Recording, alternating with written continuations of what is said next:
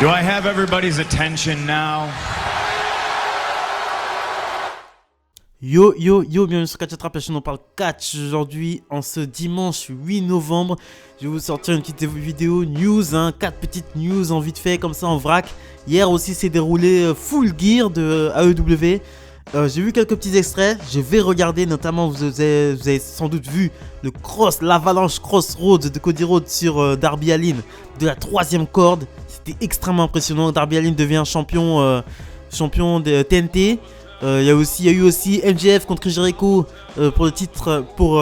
Si MJF gagne, il intègre le Inner Circle, je crois.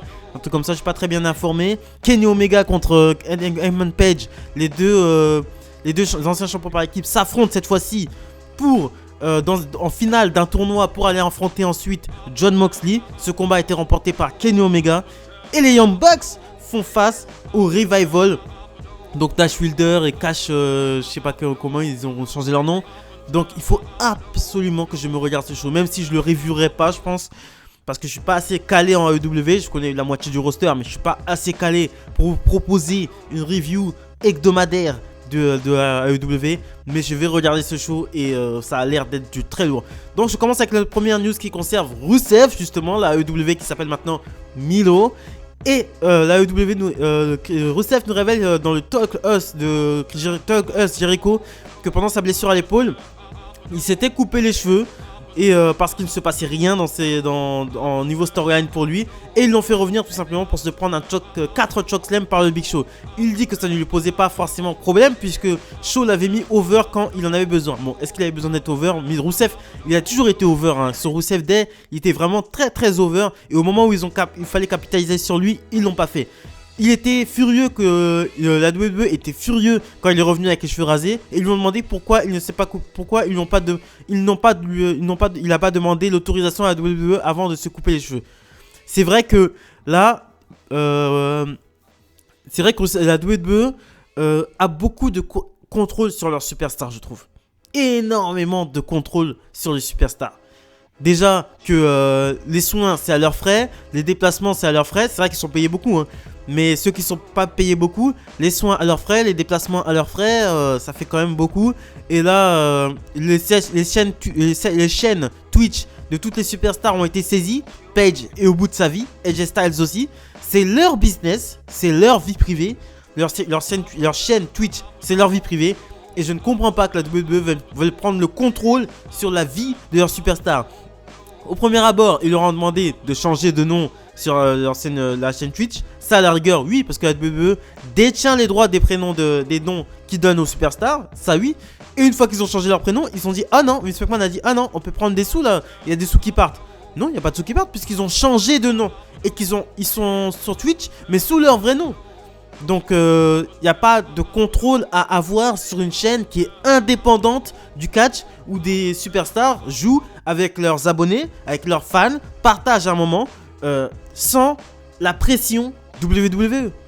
Donc je trouve ça pas normal du tout. On enchaîne ensuite avec un nouveau look pour Brock Lesnar. Nouveau look pour une nouvelle vie, Comme vous le savez sans doute, Brock Lesnar est quelqu'un de très discret sur les réseaux sociaux, mais il a été aperçu à Alberta dans une partie de chasse annuelle aux montagnes de Cypress, et à cette occasion il a l'habitude d'aller à cette partie de chasse chaque année, et a une habitude aussi d'aller dans un restaurant où il est très attendu, où cette année il a été photographié avec ce look, un look de chasseur, vraiment barbichette, moustache, la grosse barbe qui tombe. Brock Lesnar qui est actuellement plus sous contrat avec la WWE, il a même récupéré les droits de son nom. Donc la WWE qui avait toujours les droits de son nom, parce que la WWE lui signe 2 contrats, un pour qu'il fasse ses matchs, un pour son nom, parce que son nom est une marque maintenant. Et maintenant Brock Lesnar vit sa vie de fermier au Canada avec sa famille, et apparemment il reçoit des offres, mais aucune ne nécessite un retour. Content pour Brock Lesnar, content qu'il soit un peu éloigné de la WWE pour qu'on mette plus de superstars en avant, et je suis très content pour lui. On enchaîne ensuite avec Aucun plan pour Tucker. Comme vous le savez, Tucker a turné heel contre Otis à Hell in a Cell. Mais normalement, un heel turn veut dire que les officiels ont un intérêt pour ton personnage.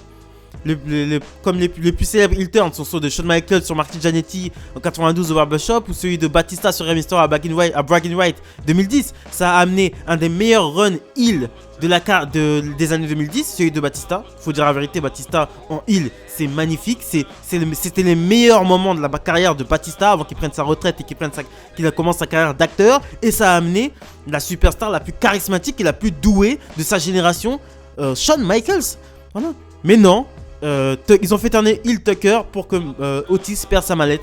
Donc c'est dommage qu'un heel turn ne veuille plus rien dire aujourd'hui. Surtout qu'ils avaient changé la tenue de Tucker. Moi je pensais qu'il allait battre Ricochet, qu'ils allaient commencer quelque chose avec lui. Il a eu 2 petits segments avec Ricochet, j'ai cru qu'ils allaient commencer quelque chose avec lui. Moi j'ai l'habitude qu'on capitalise sur les turns. Mais non, là on capitalise pas, on laisse Tucker retourne dans les limbes de la WWE qu'il n'avait finalement jamais quitté. Maintenant, où est Mercedes Martinez? Comme vous le savez, Mercedes Martinez était dans la première formation de la Rétribution, qui n'était pas la même que la deuxième, qui n'était pas la même que la troisième. C'est très compliqué cette histoire. Donc il y avait Mercedes Martinez dans une de ces formations. Maintenant, elle fait plus partie de la Rétribution, tout simplement parce qu'elle maintenant elle a demandé à être libérée de cette storyline. Je savais pas qu'on pouvait le faire. Elle a demandé à ne plus être dans la Rétribution, et donc la WWE l'a enlevé la Rétribution. Mais à contrario, là, elle a disparu des radars de la WWE. Hein, avant d'être à la Rétribution, elle était à NXT. Elle était accompagnée de Robert Stone et Alia, avec qui elle faisait du bon boulot. Ça marchait très bien, les trois ensemble. Je vois pas pourquoi ils ont pris Mercedes Martinez pour aller la balancer en pâture dans la Rétribution. Elle a bien fait de demander d'être libérée. Et voilà ce que je pensais. Voilà mes 4 petites news du dimanche. Hein. C'est des petites news un peu plus soft que d'habitude. Je vous remercie de m'avoir écouté. Abonnez-vous, c'est très important. On arrive bientôt aux 100 abonnés. Plus de 9 personnes. On arrive aux 100 abonnés. On sera bientôt une petite communauté. Abonnez-vous, likez, commentez, partagez. Très important pour le développement de la chaîne. Salut les amis, bon dimanche.